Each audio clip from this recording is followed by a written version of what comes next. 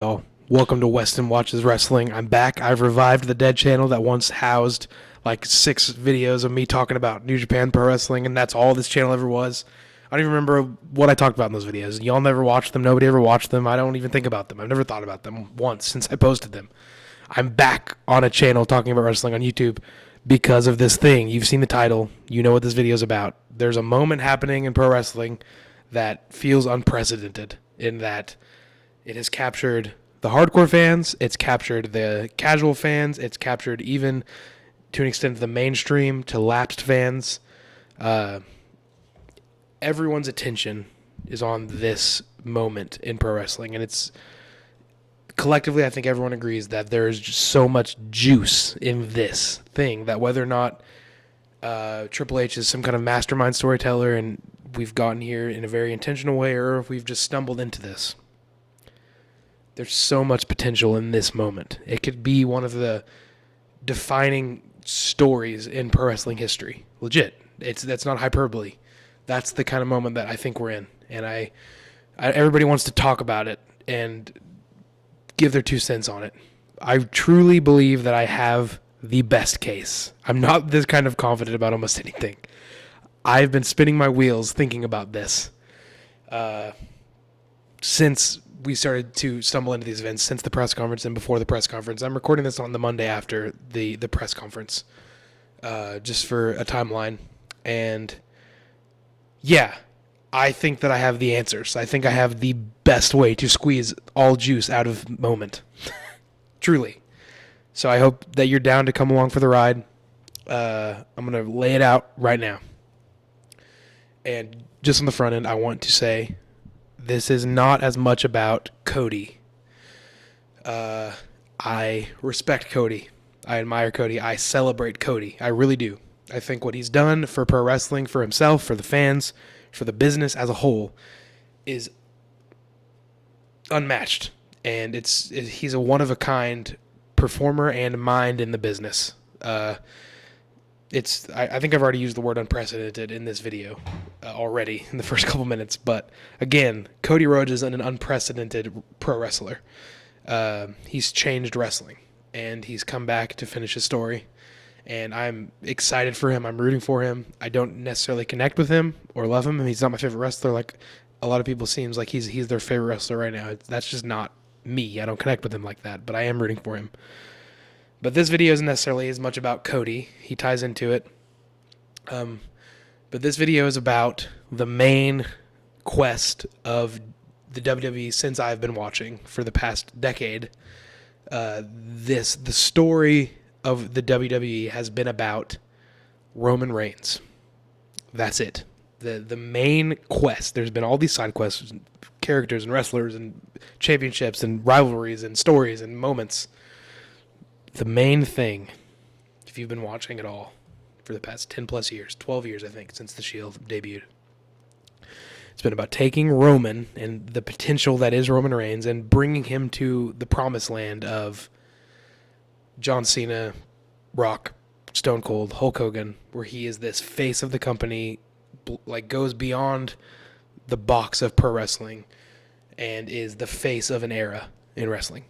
That's what WWE has always wanted Roman to be. And they've gone about it all the wrong ways many times. I think they've, in the past 3 years with this story and this title reign and the head of the table, they've got it right. And maybe this Roman that we have now is Roman. Maybe it is the way Stone Cold is Stone Cold. And every time Stone Cold comes back, we know who Stone Cold is.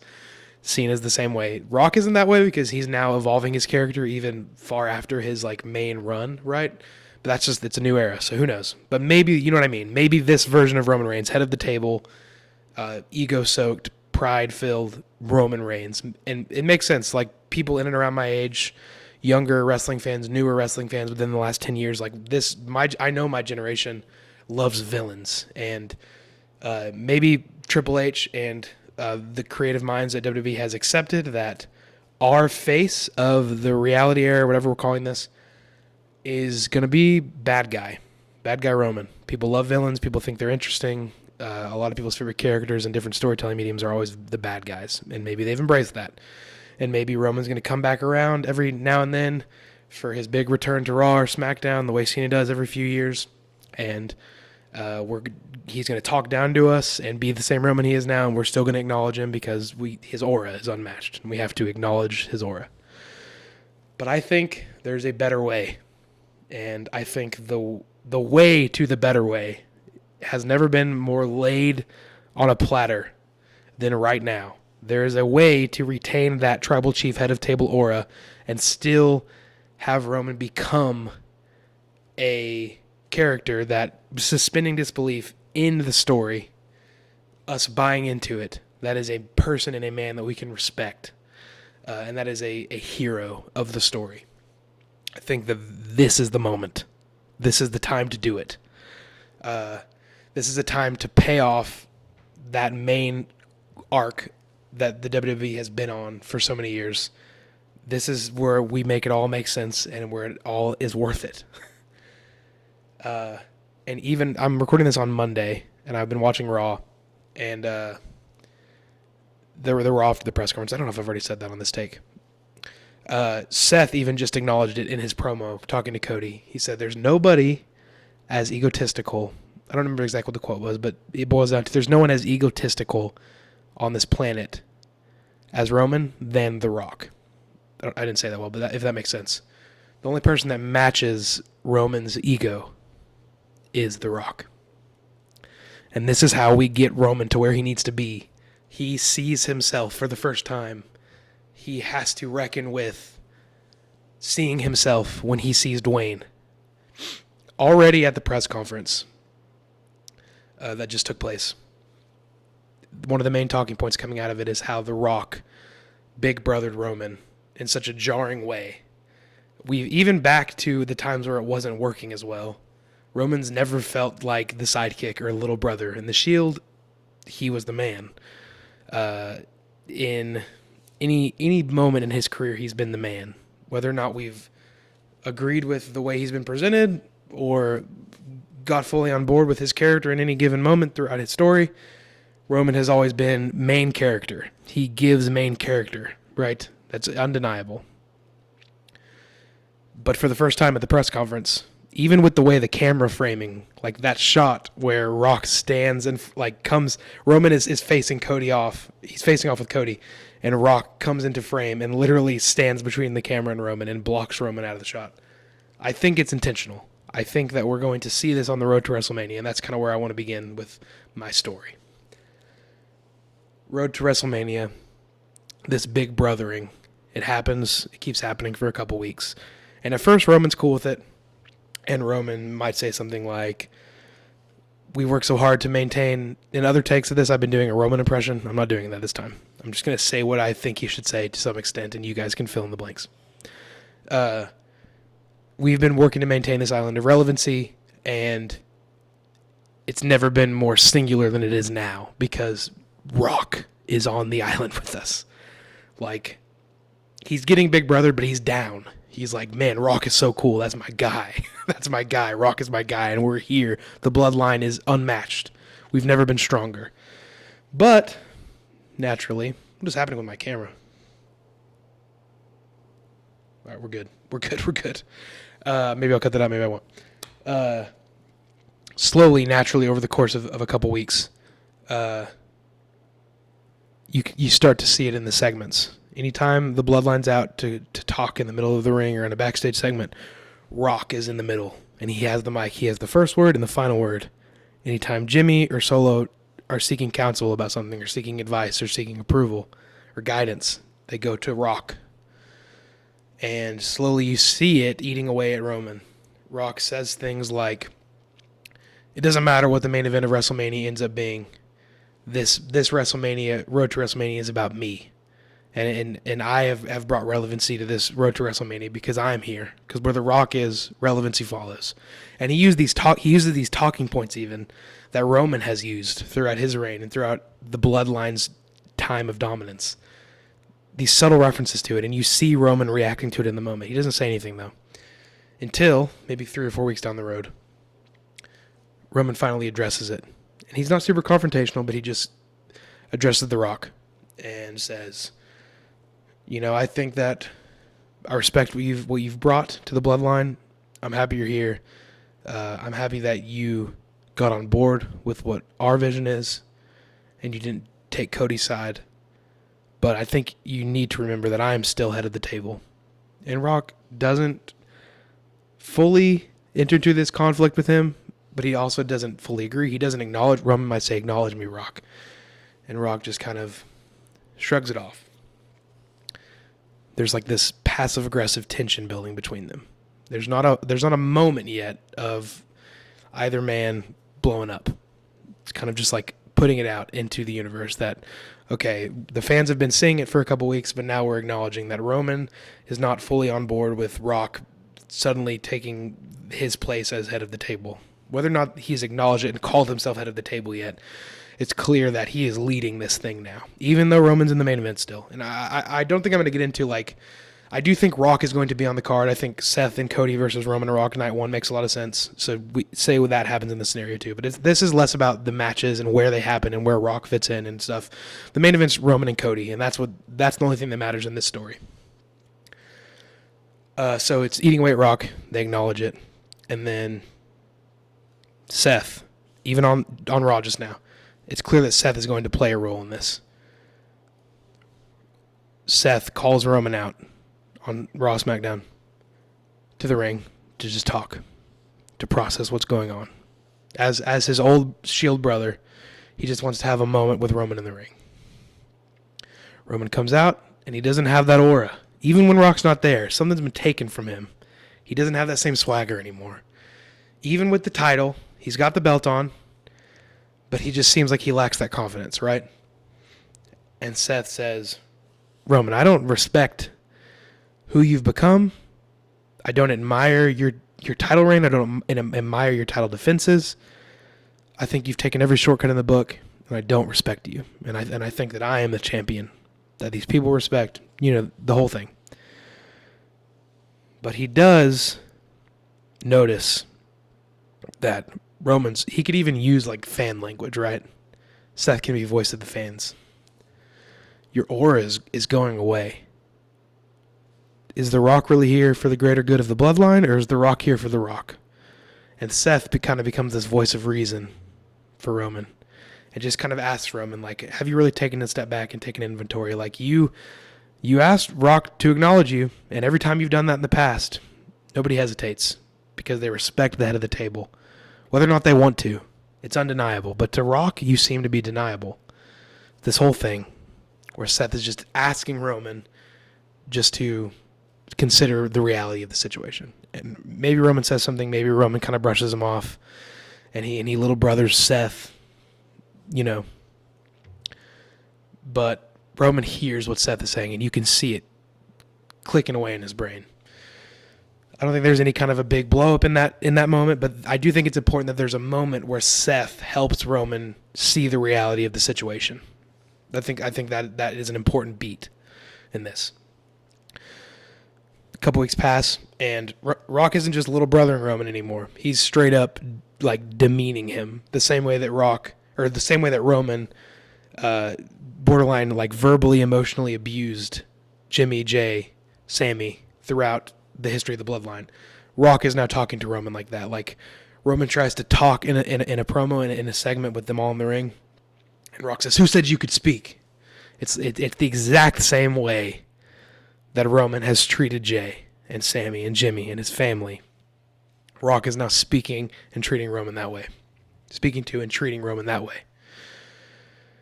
So it's building. It goes from subtleness to it's just clear. Like they could legit just reference exact things that Roman said to Jay in the height of that. Rock is now saying to Roman, even though Roman still has the belt and he still is the one in the WrestleMania main event. Rock could even question like, maybe like you've gone soft, Roman. Maybe he could like. There's a moment where Rock is gonna call Roman soft, but maybe he starts to bring that up. He feels like maybe Roman isn't so head of the table if as soon as I show up, you sink into the background. And Rock is just questioning Roman's authority at every turn. And then there's a moment, maybe 2 weeks before WrestleMania, where Roman has had enough. And it's not a physical thing. It's not a physical altercation. That's coming. Not yet. Roman just, in a moment, tells Rock to shut up. And he looks to the back. And he says, Trips, if you're back there, Triple H, if you can hear me, I need to do this for me. I'm done proving to my family where I sit.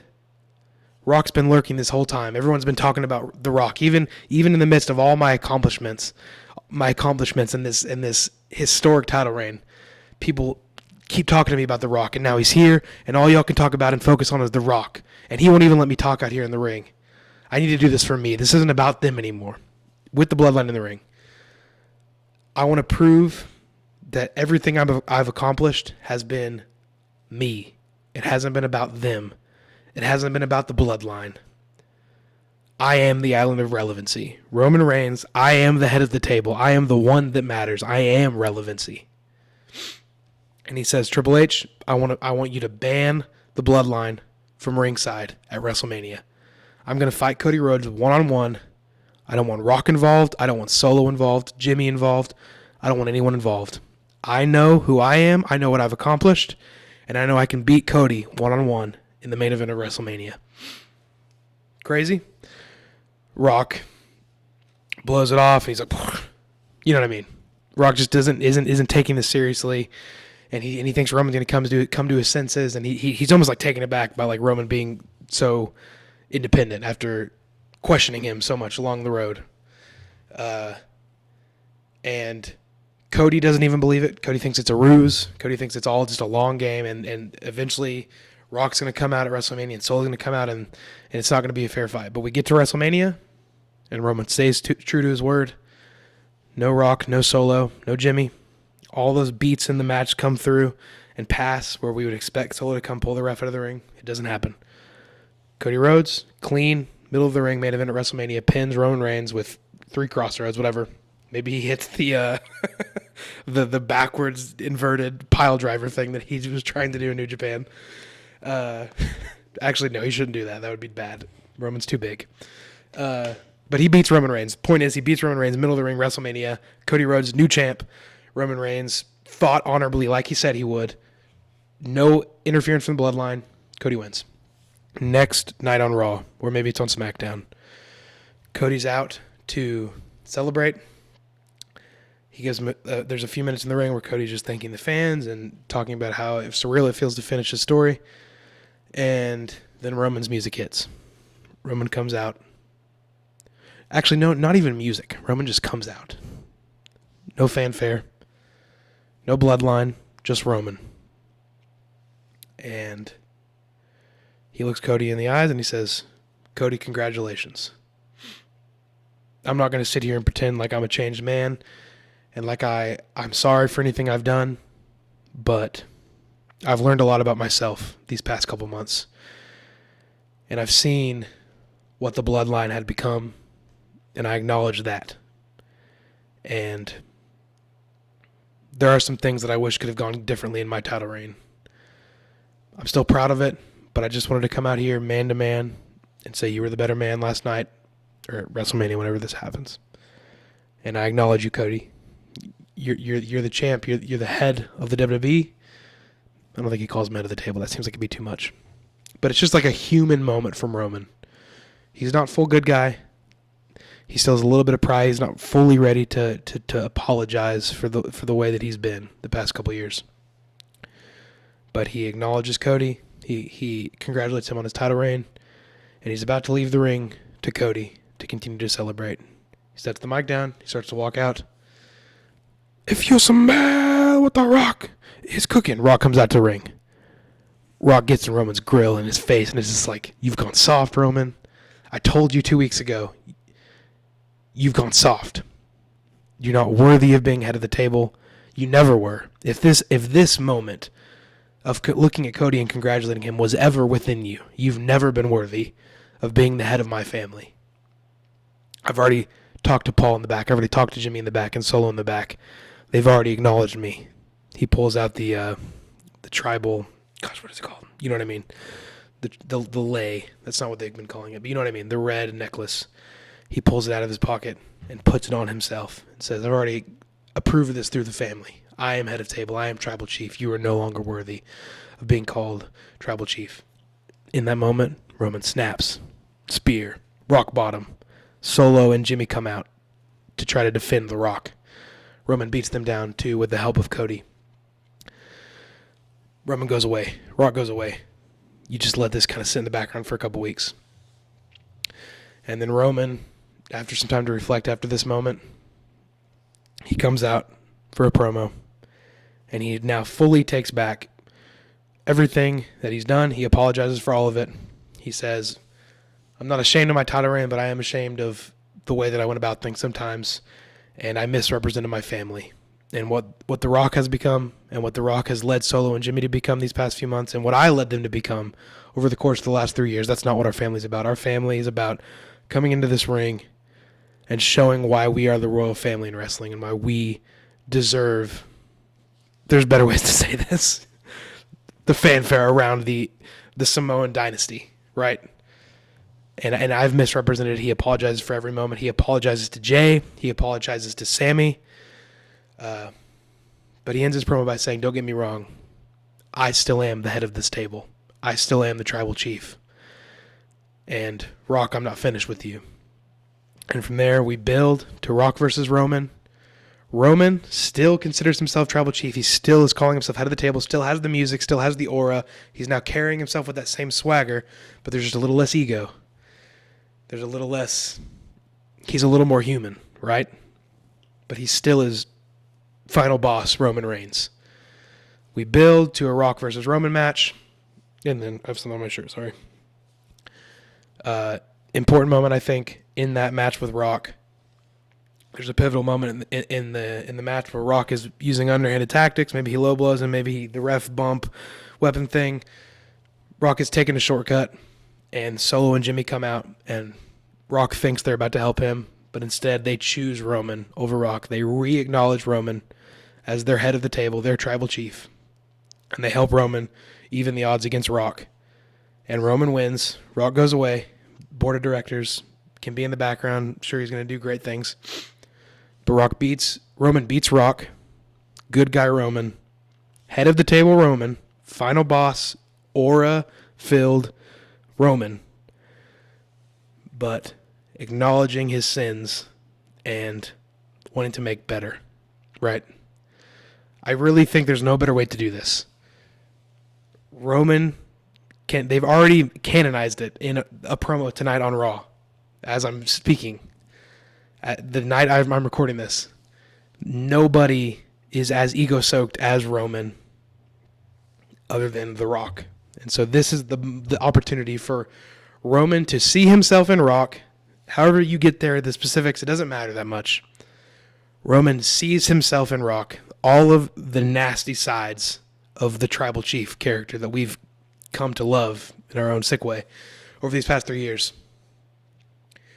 But he has to reckon with seeing that for what it really is. And in seeing that, he realizes what he's become, the monster that he's become. He turns away from that. And he becomes tribal chief in a new way. And then that is the Roman Reigns that can ride off into the sunset. I don't think he ever needs to win another title. Maybe he could. But that is the Roman Reigns that we get. Final boss Roman, tribal chief. He's the head of the table. This era of WWE starts and ends with him. And he retains that, but still as someone that we can, in the story, say, that's my guy. That's the hero of this story. He looked inwardly, and he grew and became a better person, but is still tribal chief. Let me know what you think. I hope this all made sense. I hope I didn't ramble on too long. Let me know what you would do differently. Let me know what you have in mind. I truly think this is the moment to turn Roman into a good guy, and we can all get behind him and finally agree that Roman Reigns is awesome. Comment below. Let me know what you do. Let me know your ideas, your thoughts. If this video gets any kind of interaction or views, maybe this channel will be back. I am pretty excited about pro wrestling right now. I think we're in an incredible time for the sport and the business, and I hope you feel the same way. So let me know what you're feeling in the comments. Like, if you want to see more of this, let me know. Who knows what the future holds. This has been Weston Watches Wrestling. I'll see you next time. Maybe. Hopefully.